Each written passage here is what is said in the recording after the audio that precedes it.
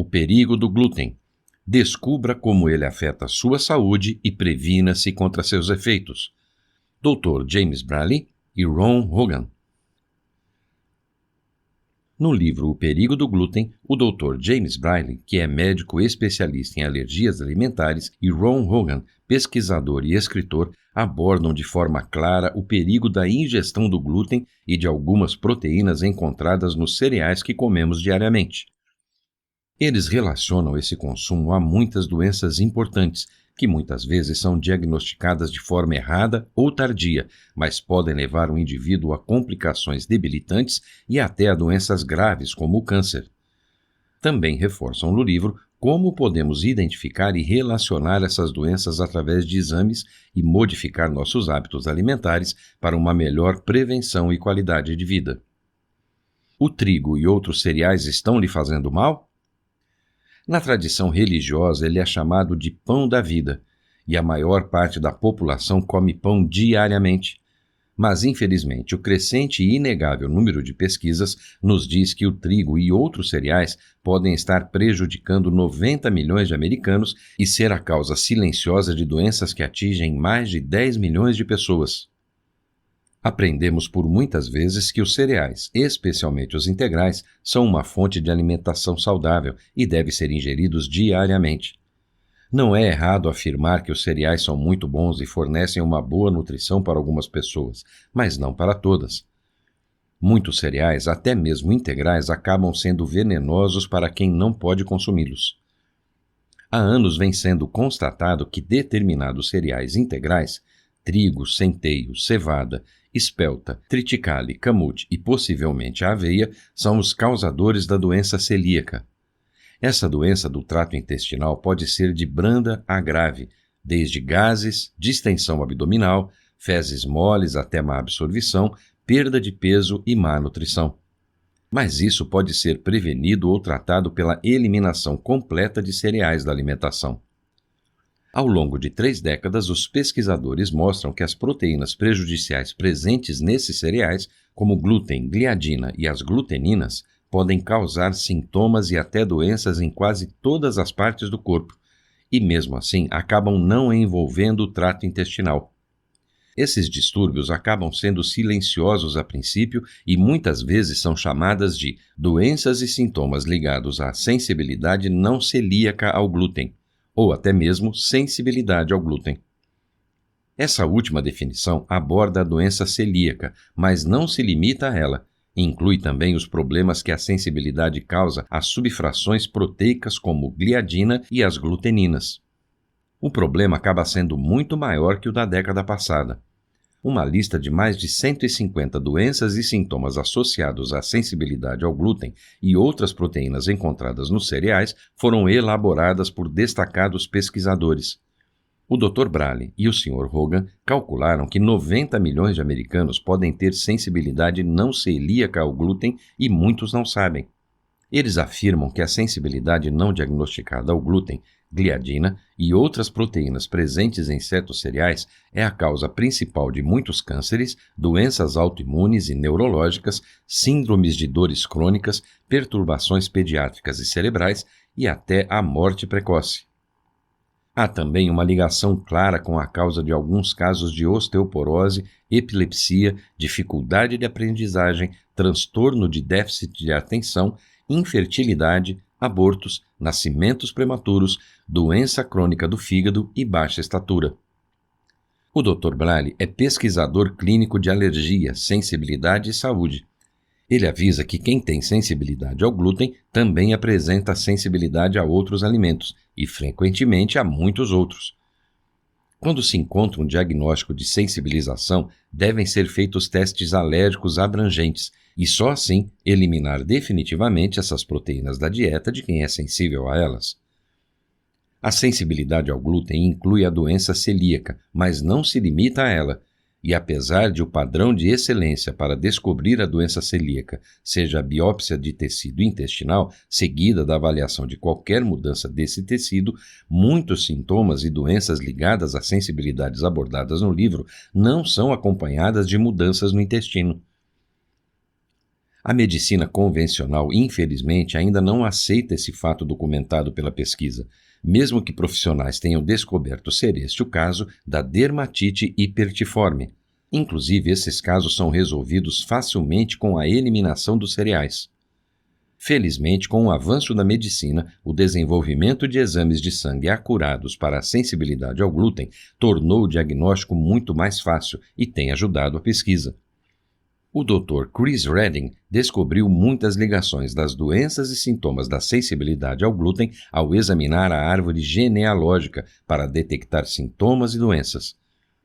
Analisando o livro, pode-se verificar a lista abrangente de doenças e sintomas. É possível reconstruir um histórico médico da própria árvore genealógica e fazer uma avaliação sobre ter o risco associado ao assunto. Os exames de sangue mais sensíveis e específicos são a transglutaminase tecidular, TTG, anticorpos anti-endomísio, EMA, anticorpos antigliadina, AGA. É muito importante lembrar que um indivíduo não tem anticorpos para algum tipo de problema se não tiver sido exposto a ele.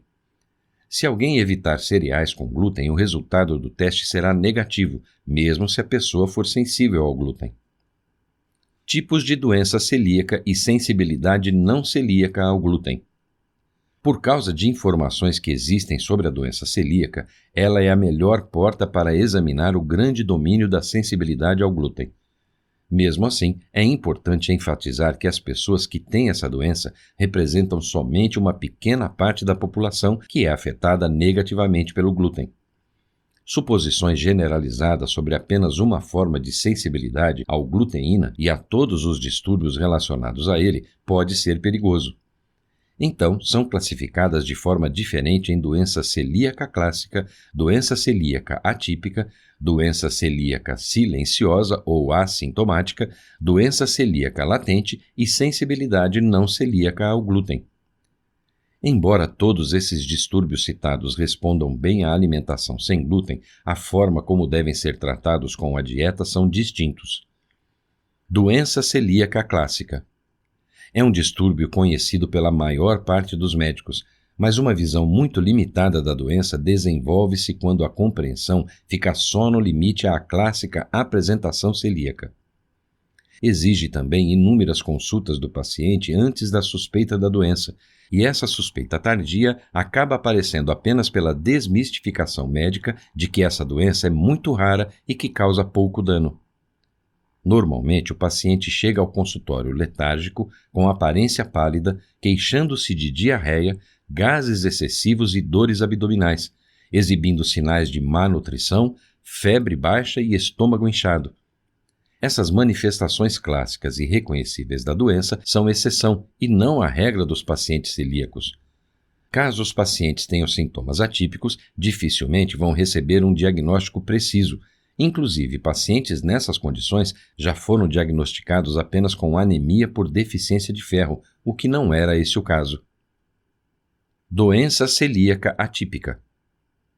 Casos dessa doença apresentam um só sintoma ou sintomas que não parecem estar ligados a ela. Os exemplos atípicos são desde cavidades pulmonares que colocam a vida em risco, casos graves de artrite reumatoide e dores de cabeça que não passam nunca. Existem ainda outros exemplos de sintomas atípicos que, na realidade, formam mais de 150 distúrbios e sintomas, e a maioria poderia ser classificada como doença celíaca atípica. Infelizmente, a maior parte deles não consegue facilmente ser relacionada, a princípio, a uma doença celíaca. A doença celíaca não pode ser descartada simplesmente sem exames e nem testes específicos. Doença celíaca silenciosa ou assintomática. A busca pela doença celíaca baseada na presença dos sintomas vai deixar passar a maior parte dos casos, porque quase metade é clinicamente silenciosa. Na maior parte dos casos, os celíacos comprovados por biópsia não têm sintomas abdominais na ocasião do diagnóstico, apesar de os danos intestinais ocorrerem por muitos anos. O argumento de alguns é que se o paciente nem apresenta sintomas, ele deve ser deixado de lado até que apareçam sintomas ou agravamento da doença. Mas, infelizmente, como debatido em centenas de publicações médicas, o primeiro e mais comum sintoma da doença celíaca silenciosa pode ser o câncer, fora um risco grave de desenvolver outras enfermidades crônicas que podem abreviar a vida. Mas esse risco pode ser revertido ou reduzir o alto risco se a dieta sem glúten for iniciada cedo. Doença celíaca latente. Muitos casos em que se suspeita de doença celíaca, mas não encontra nenhuma lesão no intestino, meses ou anos depois, a doença celíaca aparece abertamente. Isso acontece, em geral, com parentes em primeiro grau de celíacos e com diabéticos insulino-dependentes recentemente diagnosticados. Uma biópsia inicial é negativa, só aparecendo positiva 6 meses a 3 anos mais tarde. A latência e dormência dessa doença demonstram um fenômeno reconhecido há muito tempo como uma característica muito perturbadora dessa doença. Não somente os sintomas da doença aumentam e diminuem, como a lesão da parede do intestino variam muito. Sensibilidade não celíaca ao glúten. Essa forma de sensibilidade ao glúten atinge cerca de 20% dos americanos e canadenses. Simplificando, as pessoas que têm uma lesão não específica na mucosa do intestino, por onde vazam proteínas e toxinas alimentares no sangue, mas não apresentam lesões nas vilosidades intestinais ou aumento das células imunológicas intestinais encontradas na doença celíaca não tratada, podem ser consideradas portadoras de sensibilidade não celíaca ao glúten. Dermatite hipertiforme, um exemplo de sensibilidade celíaca e não celíaca ao glúten. A dermatite hipertiforme é uma doença de pele crônica provocada pela sensibilidade ao glúten. Também conhecida como doença de During, esse subgrupo da doença celíaca apresenta-se basicamente na pele, e os locais mais comuns para essas lesões são a parte de trás dos joelhos, nádegas, cotovelos e rosto. Normalmente, essas lesões aparecem em forma de erupções ou lembram espinhas e coçam muito. As lesões da dermatite hipertiforme muitas vezes se desenvolvem depois da exposição ao sol ou ao iodo. Um meio primitivo e não confiável de diagnosticar, que era usado para identificar esse distúrbio, era mergulhar um pedaço de pano no iodo e encostá-lo na pele. Se surgisse alguma lesão, a dermatite hipertiforme estava diagnosticada. Atualmente, os procedimentos de diagnóstico são muito mais precisos e, normalmente, 75% das pessoas que têm essa doença cutânea apresentam lesão intestinal no seu exame. Como determinar os riscos com atitudes proativas? Os cereais com glúten são a principal causa de muitas enfermidades. Evitar o glúten previne e muitas vezes reverte essas doenças. Mesmo com os grandes problemas de saúde produzidos pela doença, podemos aplicar alternativas racionais para prevenir e descobrir se podemos ter a chance de contrair essa doença. Com a ajuda de exames de sangue simples, você pode determinar sua composição genética e a presença ou ausência de anticorpos, indicando sensibilização ao glúten e doença celíaca. Com as informações presentes nesse livro, você pode examinar seu histórico médico ou de sua família para verificar a existência de algum problema em relação ao glúten. Faça um autoexame e responda sim ou não a algumas dessas perguntas. 1. Existe alguém na sua família que é comprovadamente celíaco ou sensível ao glúten? Se a resposta for sim, você tem alto risco de ter ou de desenvolver problemas com o glúten. 2. Você ou qualquer membro da sua família é vítima de doença autoimune, como diabetes insulino-dependente, doença da tireoide ou doença de Addison suprarrenal? Todos esses distúrbios são encontrados comumente em celíacos e seus familiares.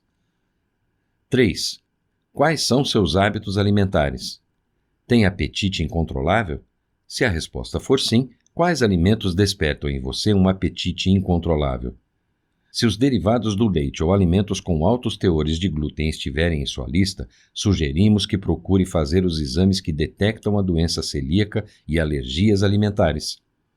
Depois das refeições, você se sente inchado e incomodado? Precisa afrouxar o cinto? A respiração fica mais difícil? O inchaço é muitas vezes associado ao ganho inexplicável de 1 ou 2 quilos num período de 24 horas? 5. Você já teve uma ou mais crises de câimbras abdominais? Se sofrer de doença celíaca ou de sensibilidade ao glúten, as câimbras às vezes são tão fortes que podem causar dor semelhante a um choque. 6. Você tem reações estranhas ou viciantes ao álcool? Isso pode ser um sinal de sensibilidade ao glúten. Sabemos que o álcool causa e agrava o vazamento intestinal. Muitas autoridades médicas acreditam que o vazamento intestinal é a causa comum, assim como a consequência das alergias alimentares e da sensibilidade ao glúten. 7. Você é fumante? O vício de fumar também pode ser sinal de sensibilidade ao glúten.